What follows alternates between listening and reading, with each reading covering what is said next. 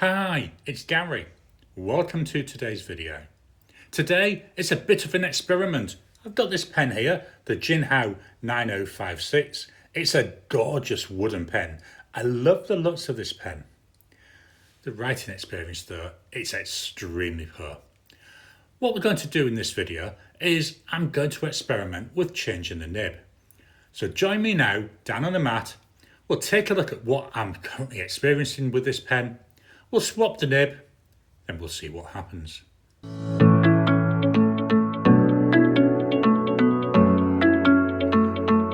So here's the offending pen. This is a Jinhao 9056.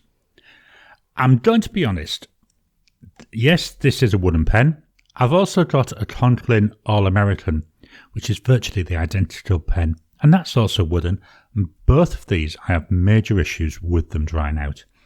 I think it's because it's a wooden pen. So I think what that means is that the ink is able to evaporate out a lot quicker. But I don't know if we can see this on the camera. Let me fetch in my LED. There we go. Here's the LED coming in now. This has got a plastic lining, and that plastic lining, it appears to go all the way down. So I don't know, I can't 100% say if the issue is because of the wood, because, you know, we can see it's got a lining. I love the look of this pen. I love the wooden look, but this is a problem I get. Look at that. Just does not write. It dries out so much that just to get even to start writing, well, it's virtually impossible.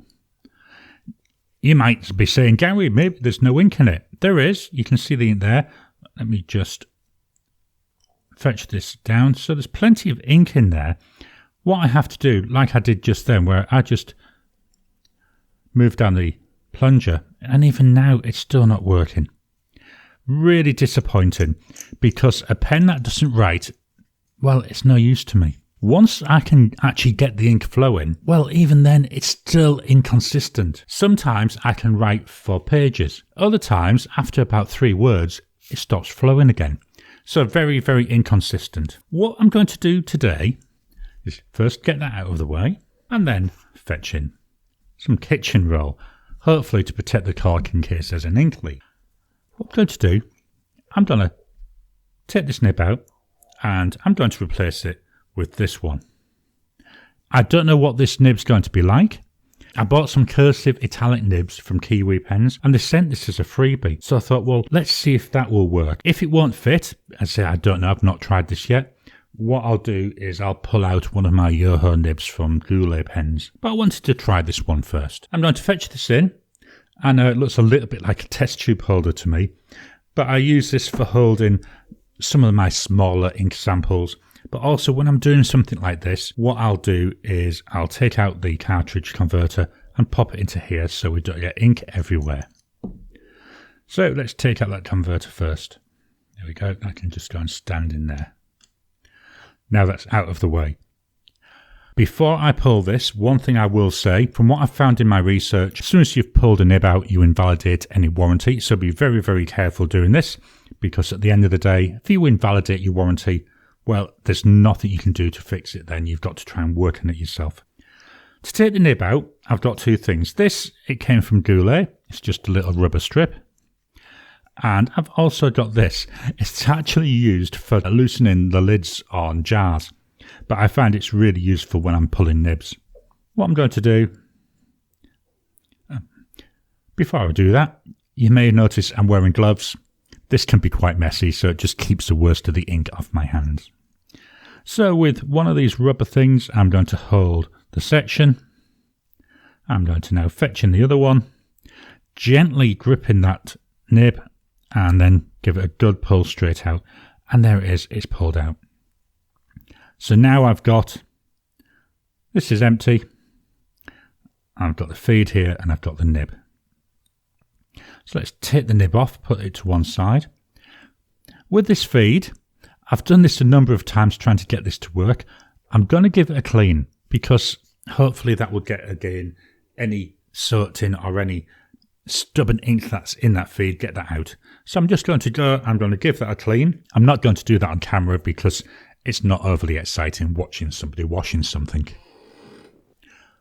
Okay, I've cleaned this section. Here it is. And it doesn't look any different, does it? I've taken the gloves off because I've done the messy part. The messy part is pulling that nib out. Over the past few weeks, as I've been trying to get this to work, what I've done is I've tried different ways and experimented a lot with this. So it's been pulled out, it's been cleaned a number of times. I've even put it through my sonic cleaner. So I've given it really the best chance of cleaning it. I'm a bit loath changing the nib out because I don't think it is the nib, but this is the next thing for me to try. So I thought, well, let's do this on camera then, shall we, Gary? So we've pulled out that nib. Let's put it back together. So we've got the nib in the section here. What I tend to do is I line them up, but I line it up so the section's a bit higher than what I want it to be, because I find the section moves as I'm putting it in. I'm not 100% certain this is going to fit because that nib doesn't look as long. If we take a look here in the section, we can actually see that there's a shape to the section. So with the bottom here, we've got... There we go. So found it. At the bottom, we've got a flat part and then the rest of it is curved. Here, we've got a flat part and the rest of it's curved. So we line the two up. And then it's a case of just gently easing it in. So this is what I was saying about the section will move. Hopefully, let's give that another quick go. Just going to use my rubber mat here. There we go, click. That's now in. So the nib looks more or less central to the feed. Let me just get a closer look. I think it's slightly over towards the left. So I'm just going to slowly try and move this.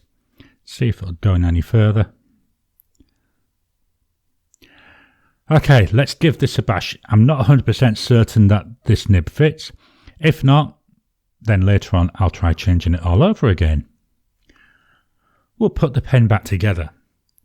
Now what I'm going to do here with the converter, as you can see there is ink in there, but to make sure I'm giving it the best chance, I'm going to fill it up again. I'm using this sample here of Troublemaker Sea Glass. So I'm just going to fetch a little bit of that up, and then using this blunt syringe, I'm just going to fill this up again. Getting ink all over the place. Let me just wipe the worst of that ink off. Do you know, I took my gloves off. I shouldn't have done. I've got ink all over my fingers now.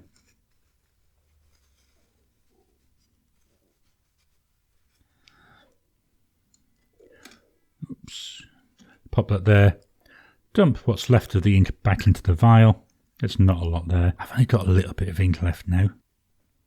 And let's pop the lid back on. Okay, put the pen together. So in goes the converter and make sure it clicks nicely. I'm not going to prime the feed yet. Let's just see how it feels using that natural gravity flow. There is a real word for it. I just can't think what that is. Let's clear everything out of the way. Let's fetch back in the notebook. So this is a black and red notebook. I know it's got this splodge here. For what I'm doing today, we're not really interested too much in a writing sample, so I'm not worrying too much about the splodge. What we're interested in is, does the pen write? So at the moment we're getting nothing. It actually does feel quite rough. And I've not really left it that long. Let me see if I can get it off camera. I'm going to see if I can get this to start writing. So at the moment I'm still struggling to get it to write. There's a little bit coming out there, but not very much. I'm just going to use a bit of paper towel, and I'm just going to try slowly and to move the nib over so it lines up better with the feed, because I think that might be what's happening. Helps if I can show this on camera, doesn't it, rather than off camera. Is that getting closer? Let me just check. Now, so that's still quite a way off.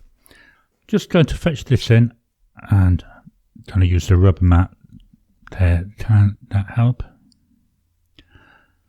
That looks a little bit better. Let me get a closer look. So now we're close. Let's try again to see what we get. This nib, it does feel very scratchy. I mean, it was a freebie, so I'm not going to complain too much.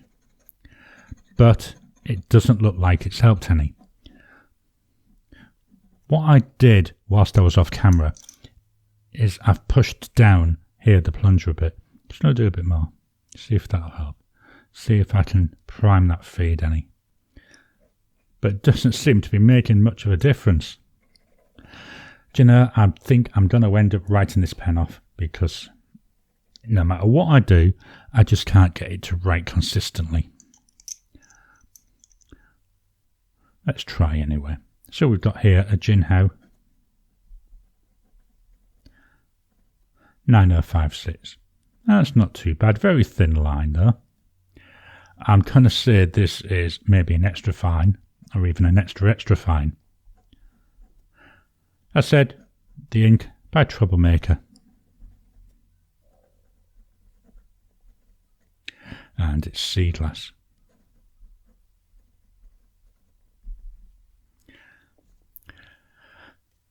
Not a successful experiment.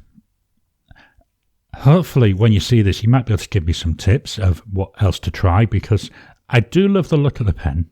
I may try swapping it for a Goulet Joho broad nib, but I'm not sure because after about 6 months of trying all sorts of things, still not getting anywhere with this. Yes, I know the nib, I don't know what the nib's like because it was a freebie, but it is writing.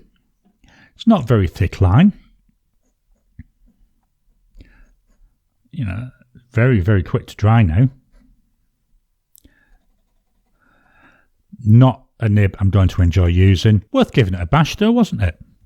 I'm going to leave this a couple of days now and see if it will start writing at least. You know, I'm not expecting to get that thick dark colour, but at least if I get some letters out, then I'll be happier and I'll know it's worth trying a different nib. So thank you for joining me on this experimental video. I'd love to get any thoughts on what you think I can do to help with getting this pen to work properly. So my experiment, it was a massive fail really, wasn't it? The line on that, very, very thin. Yes, it's writing, so I'm going to give it a few days and then I'll experiment again. I love this pen. I love the colour of it. I really want to get it working. But if I can't, I'm not going to lose any sleep on it. I mean, yes, it wasn't cheap. It was about $40.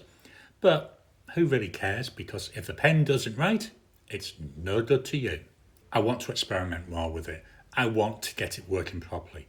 So if you've got any suggestions of other things I can try, please drop a comment down below. Please hit the thumbs up button.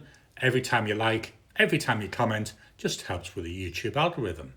If you haven't already, please subscribe to my channel so that you can get new videos as I release them. I'll talk to you again soon.